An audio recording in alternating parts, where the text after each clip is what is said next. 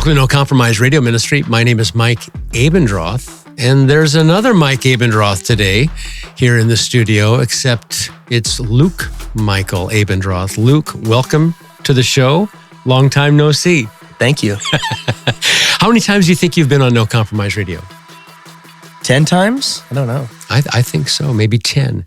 Well, we have changed the format here at the radio show to YouTube pretty much only, and you can get it on Spotify and other places. But remember, the last 4 shows were the variety shows. So maybe you should email me and say you like the variety shows, you don't, because it's all about you, the viewer. We cater to you, we pander to you, what you want, we offer. But seriously, let me know what you think of the variety shows. Today we're going to go retro, and that is I've got a studio guest, obviously Luke, my son, in whom wait a second. I am your only begotten son. Yes, that's right. But my goings forth are not from Are you my old. unique son as well? Yeah. My only son, unique son, only Monogenes. begotten son. Only begotten's better. We'll talk about that maybe in the third show with Luke. Anyway, I wanted to have Luke on, just chat it up a little bit. I'm very thankful for Luke for lots of reasons. One, this is not at the top of the list, but he said, Dad, I'll be glad to come in and do the show with you, but what are we going to talk about? And I basically said, I'll tell you when we get there. And Luke said, okay, fine. So anyway, let us know what you think about the new format. Tell your friends. Of course, Marrio tells me all the time, make sure you say like and subscribe and forward and Patreon, all these other things. So do that. And then lastly, don't forget the new book, The Chosen, is out. And it's an easy to read book, simple, small, on unconditional election, how God chooses and how he predestines in love. And so you can pick that up on Amazon. Guaranteed no second commandment violations.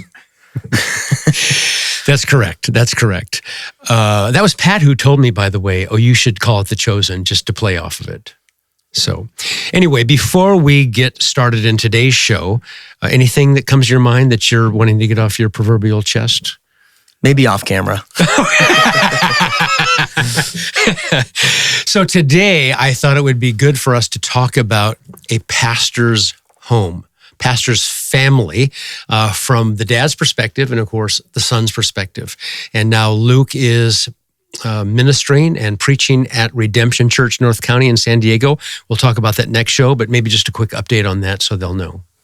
Yeah, so I'm one of 3 pastors at Redemption Church, North County. It's in Carlsbad, California. So it's in San Diego County, but it's really 30 minutes north, up closer to Orange County. So I've been there for about 2 years now, preaching through Mark. So following your footsteps. I said there was a few things I never wanted to do when I was in your home. 2 of them I knew for sure. I'd never wanted to be in sales, and I never wanted to be a pastor.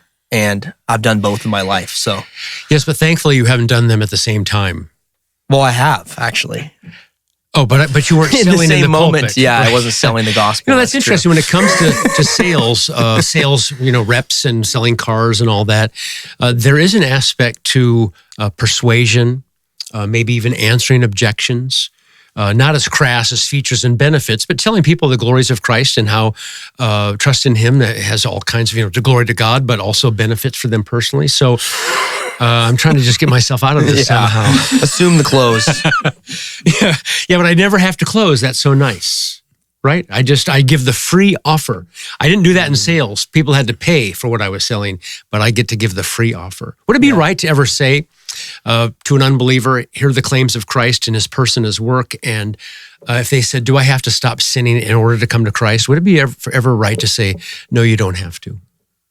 I think it'd be always right to say, no, you don't have to. Because God died for the ungodly, right? God justifies the ungodly. And then, of course, when God saves you and gives you a new heart, then you begin to say no to sin. Consequently. That's right. Conditionally? Consequent. Okay, condition. Good. All right. We'll talk about Not that in another show too. So, pastor's home. And here's the thing, big picture. A pastor's home should look like every other home. Every other home, Christian home, should look like the pastor's home. There's not something special and unique or different. I want to go to Pastor Mike's house and see what he does behind the scenes. That really shouldn't even be asked. Maybe I want to go to Pastor Mike's house to see what he does, or maybe another godly man, maybe an elder, maybe just a 65-year-old man in the church that you think I can learn from. But I thought it might be good to kind of pull the proverbial curtain back and say, what happens in a pastor's home? Let's start off with this, Luke. When did you realize you were in a pastor's home?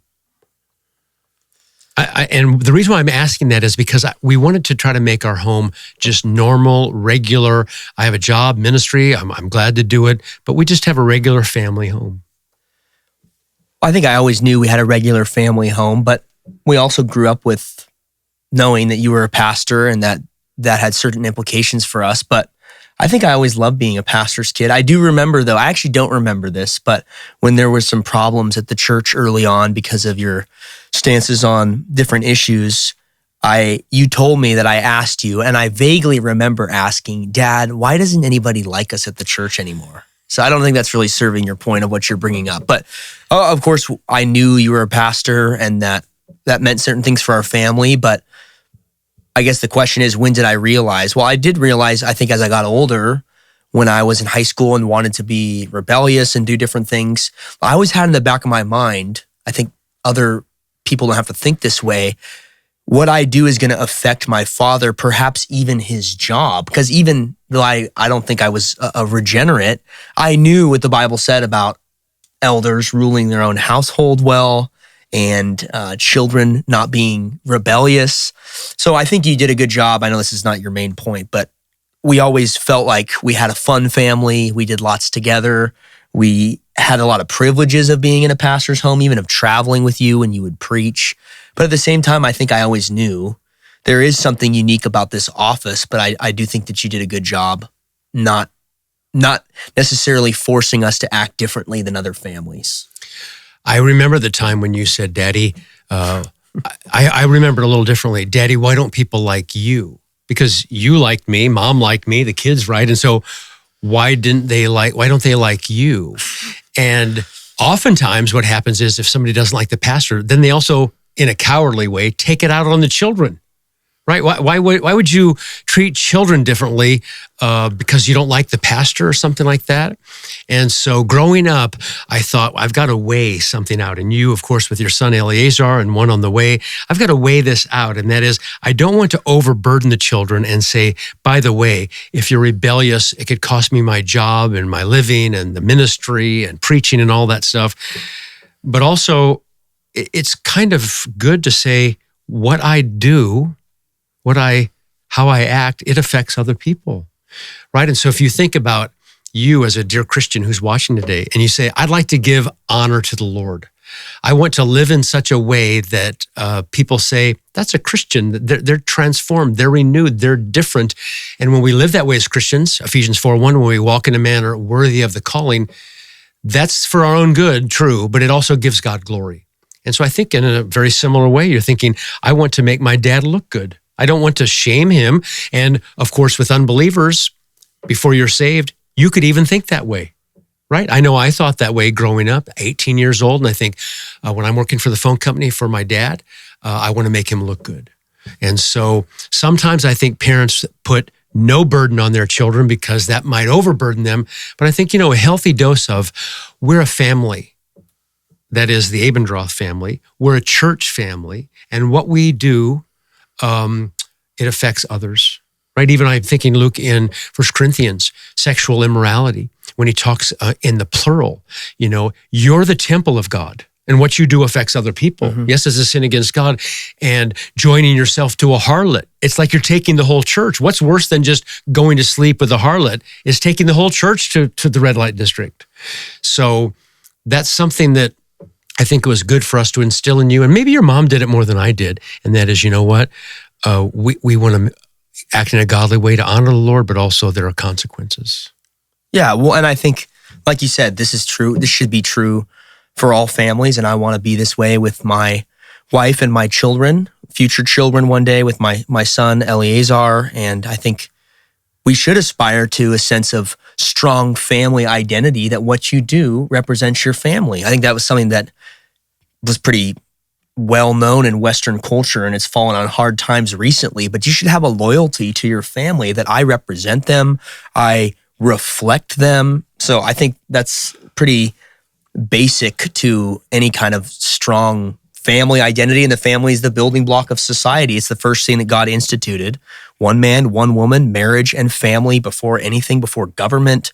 It is the fundamental building block. So I think that was a good thing. But the other thing that I think you did well, and you didn't say, come on and talk about all the things you did well, but don't lie.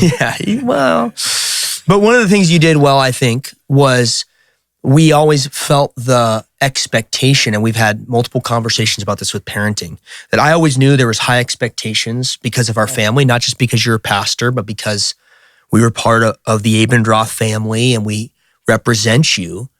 But that was motivated, and we can go back to even the gospel driving our obedience to the law.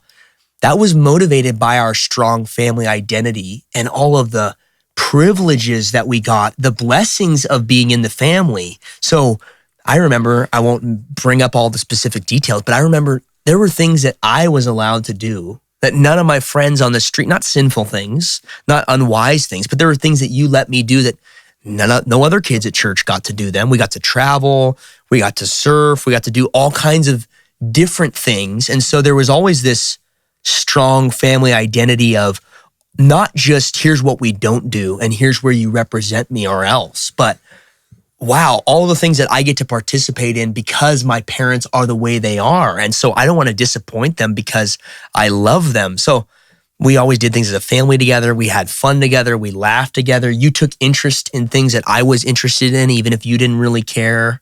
I remember going surfing together. I know you like surfing, but not as much. So I think there was a good balance there of, if we're talking about for other families, not just for pastors, there's high expectations, but just like there's high expectations for the Christian life because of the gospel, those are built on grace, love, identity as a family. And then there's a corresponding reality that you want to represent well. So I like that.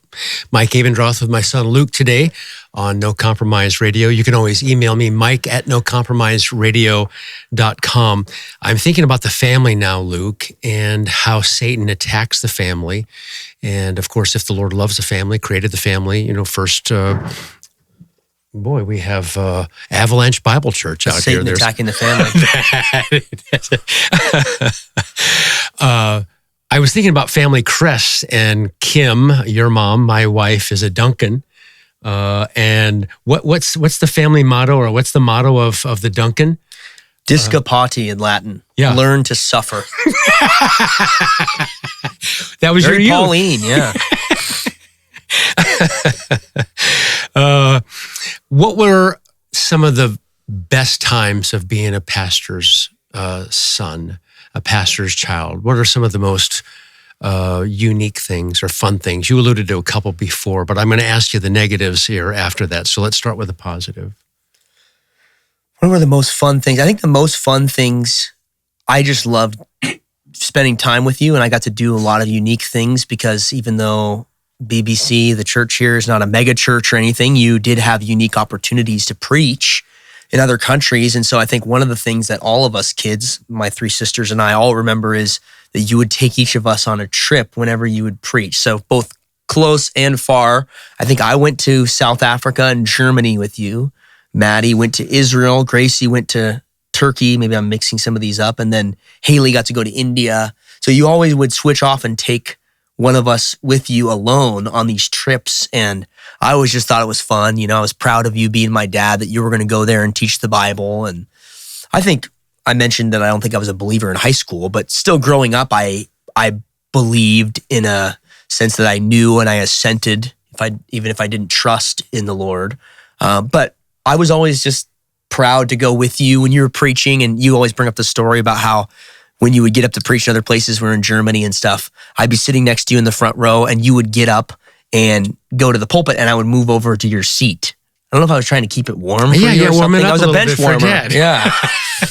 But I think that's one of the things that comes to mind is I always thought there was a lot of fun things of you being a pastor and just being as a pastor, you're a leader. So I think as a young man, you are proud of your dad when he's leading, and you had all these men in here doing Bible studies and reading through books. So I think that's probably one of my favorite memories. It just flashed into my mind before we get to the con. Just funny things happen in life. And of course, kids are kids. And when kids are disobedient or disrespectful, there are consequences. And when kids are kids, they're just kids, right? And even if they're 14 or 15. I wonder how old you were, Luke, when it was a Sunday morning. We're all in the same car. I think we had that blue Windstar, and the van. And all right, we've got done talking to people. And you know what it's like on Sunday morning. I'll finish my conversation. Kim's been waiting for me, but as I'm finishing, she starts another conversation. So I'm done. She starts. I have to wait for her. You can't get out of the building. And so I would say to the kids, stick around. We're going to go. And we could not find you.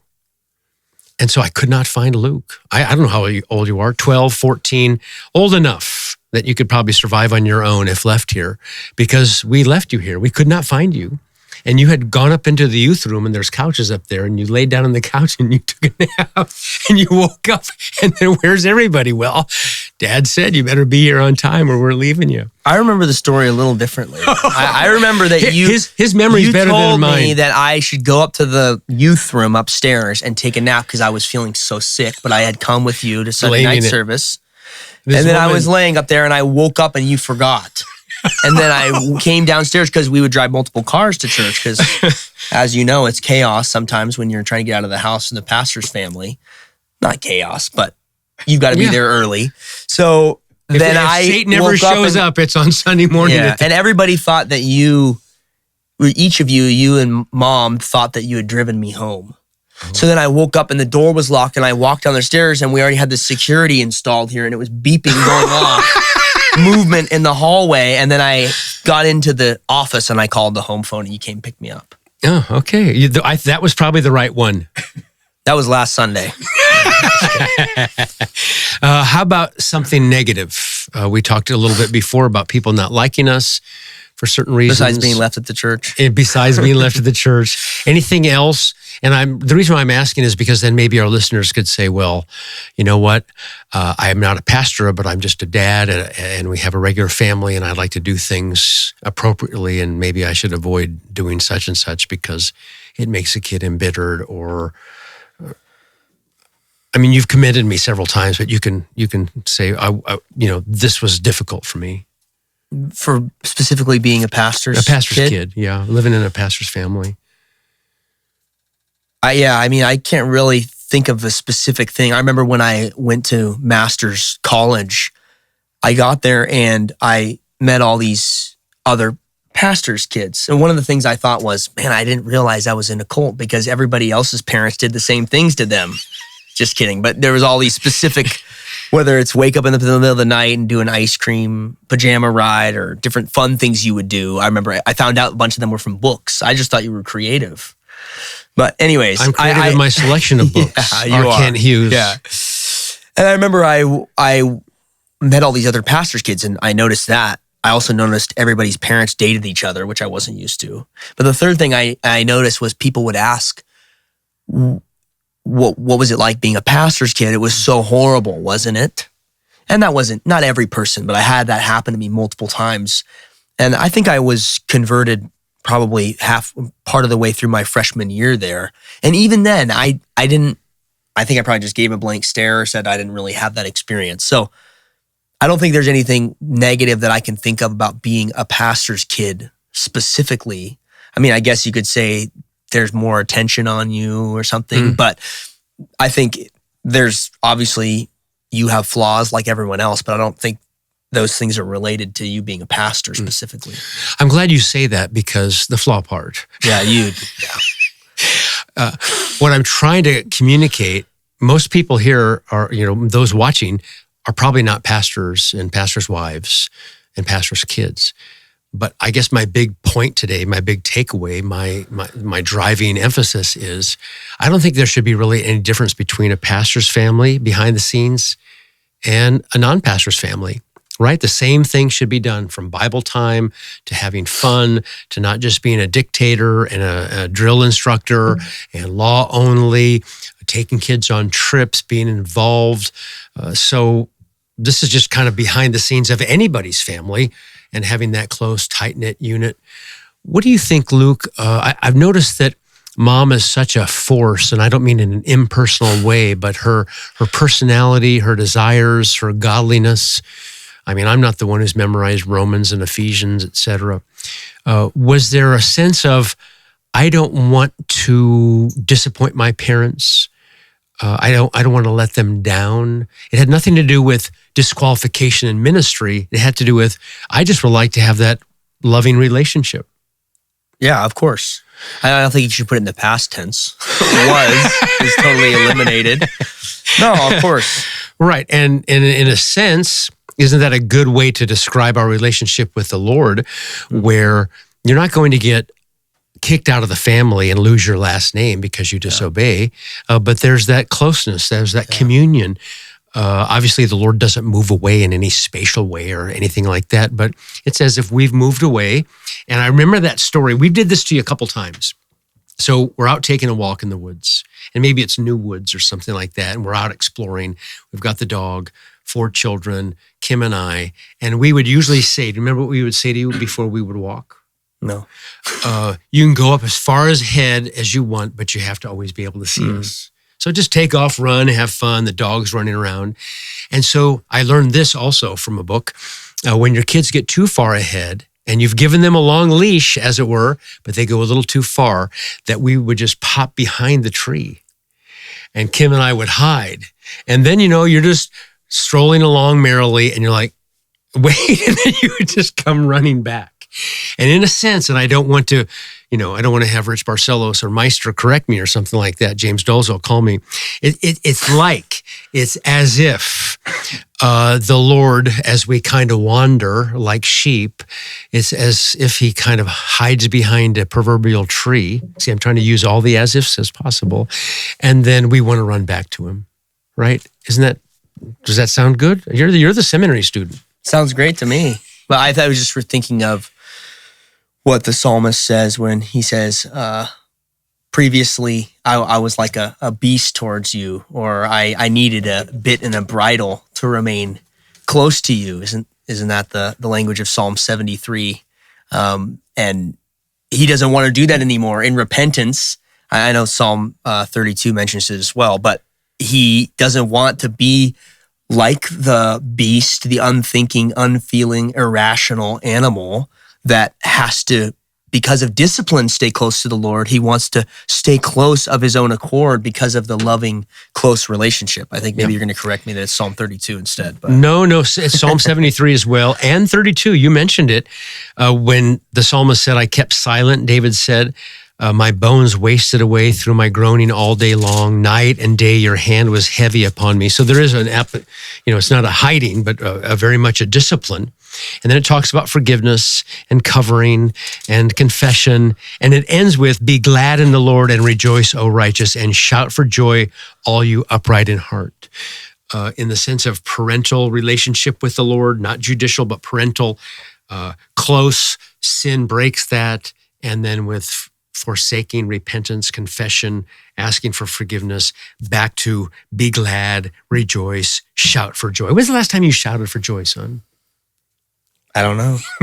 When Eliezer was born? I don't know if I shouted. I did yell, this is a boy. Or not, this is a boy. I'm going to yell that next time. It's a little more cinematic. No, it's a boy. Yeah. So maybe that was the last time. Okay, that's good. One of the things that endears me to you, Luke, is, of course, you're manly and masculine and you'll stand up for truth, but you have a real soft side. You're not afraid to cry. You tear up a little bit. This is going out on YouTube, yes. If one in the family starts to cry and tear up many times for joy, like the other day, it's a matter of time before the chain reaction. And kind of right there at the chain reaction up front is Haley and you. And is it godly to cry? Is it masculine to cry? What's your cryology? This is a cryology lesson. Well, I remember what you told me. Don't cry if you get hurt.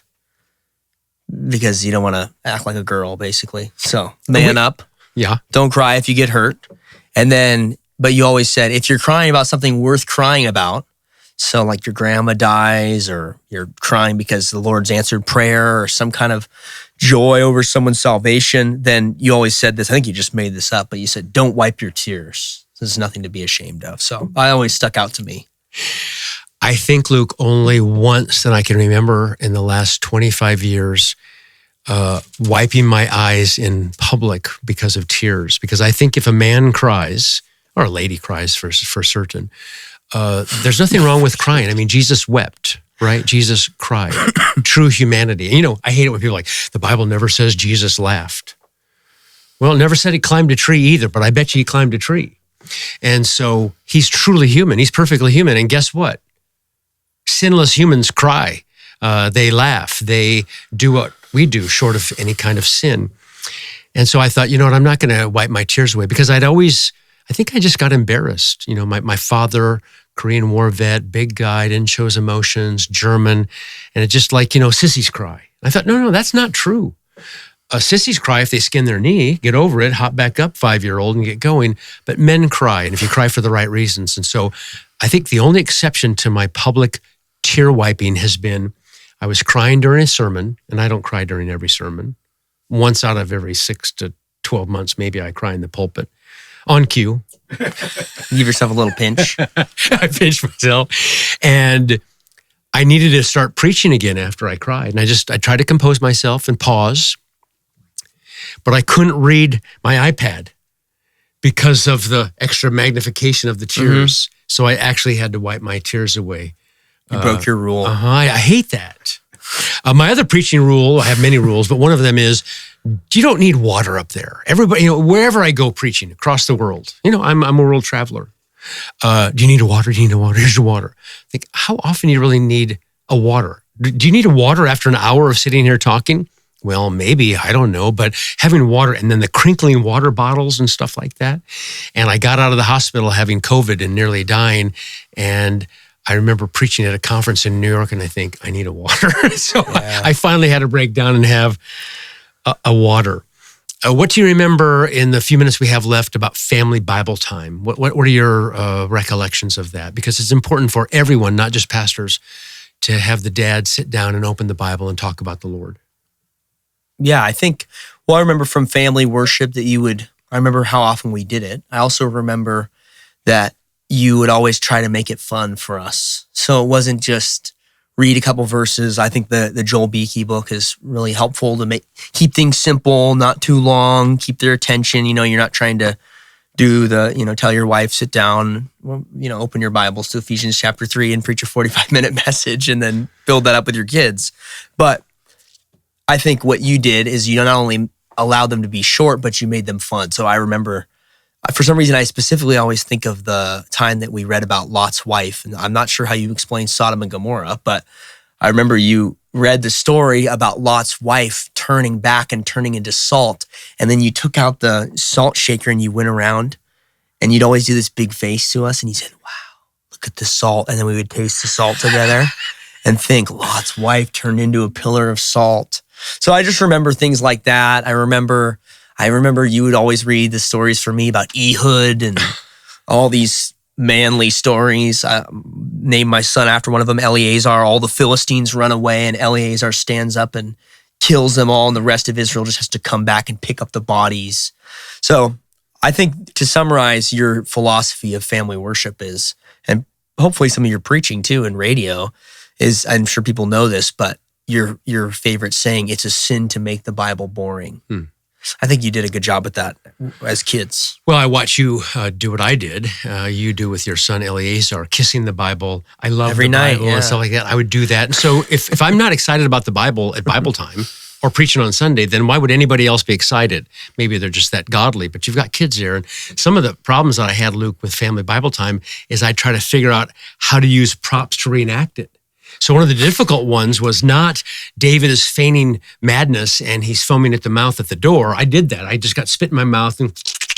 I don't remember that. But the hard one was the fire pot that's going between the slain animals. So how do I get slain animals in the fire? So I took napkins and try to make them like into little animal characters and then rip them in half and the birds you don't have to rip in half, and then rip in half, and then I took like a lighter and I went through the slain animals for this covenant, this unconditional covenant in Genesis 15. That was hard for me to do. That's when you told us that Klein says, "Who swears the oath?" And that's how you can tell it's the covenant of grace. Right, who swears the oath? Well, I hope you could pick up a few inside tidbits today on No Compromise Radio. My name is Mike Abendroth. This is Luke Abendroth. You can go to bbcchurch.org for the sermons that I've preached and other teachers here. You can go to Redemption NC, is that right?